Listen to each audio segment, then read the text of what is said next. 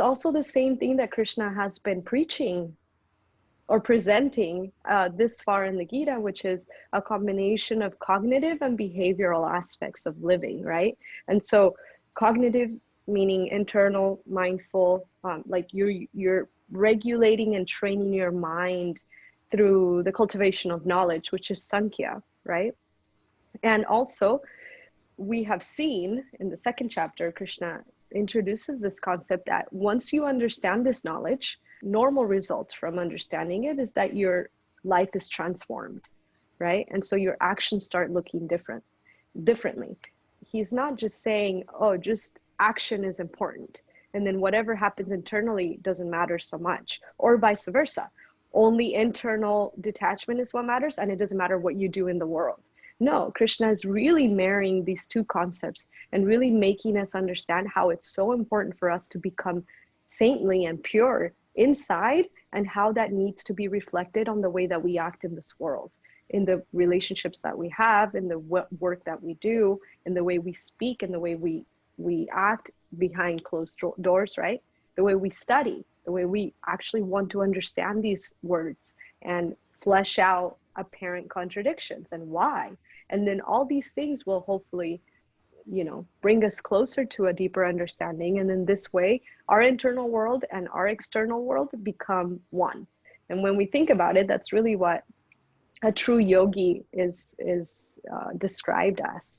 Their internal life is just the same as if they were in front of millions of people. They would act the same, say the same thing, and think the same way.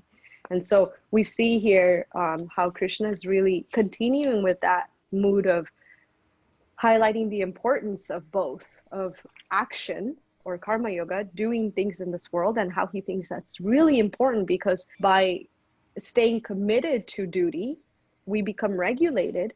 And then not just that, but we're also cultivating knowledge, transcendental knowledge, through the right sources.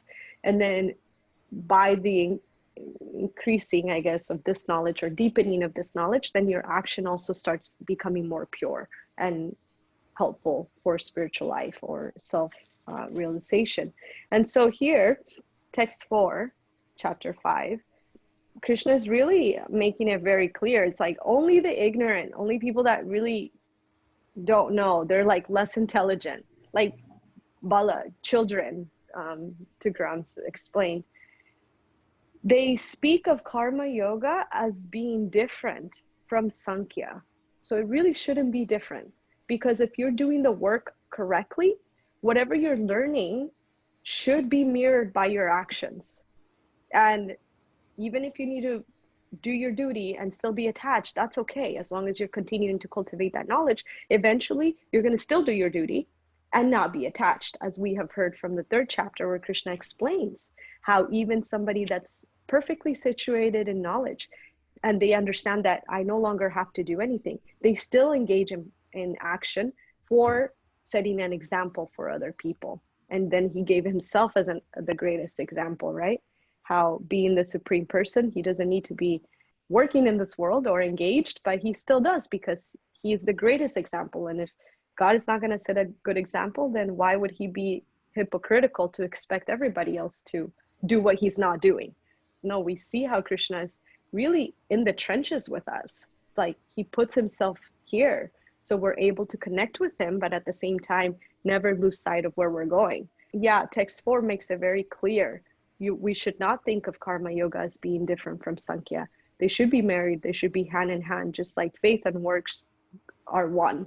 And it's not okay to just have faith and not work in this world properly, as well as it's not good to work really nicely outside, but internally you're still angry and lusty and greedy and envious, right? We're trying to do both things at the same time.